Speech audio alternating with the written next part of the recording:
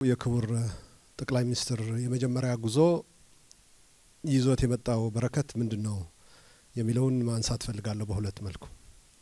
አንደኛው ይሄ ፕሮጀክት በመጀመሪያ ጊዜ ቪዚት ፕሮጀክቱ ቴክኒካሊ የቆመ ፕሮጀክት ነው የነበረው።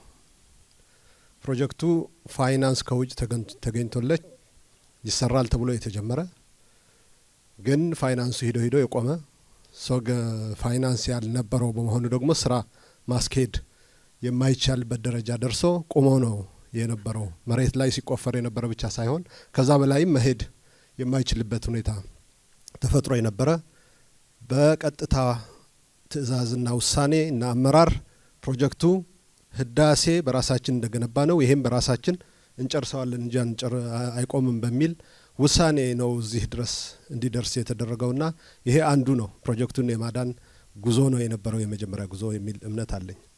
ሁለተኛው ይሄ አካባቢ ያለውን የቱሪዝም ፖቴንሻል በዛ ጊዜ በነበረ የፕሮጀክት ትሪፕ አይደንቲፋይ ተደርገው ታይተውና በዛ ፍጥነት እዚህ ያለውን ፖቴንሻል ወደ አሁን የደረሰበት ደረጃ ማረፊያዎቹ ብትሏቸው ትናንት ጨበራ ጩርጩራ እዛ አካባቢ ያሉ መሰረተ ልማቶች በሙሉ የተሰሩት ከዛ ጉዞ በኋላ በተሰጠው አመራርና ትዕዛዝ መሆኑን መገንዘብ ያስፈልጋል የሚል ነው።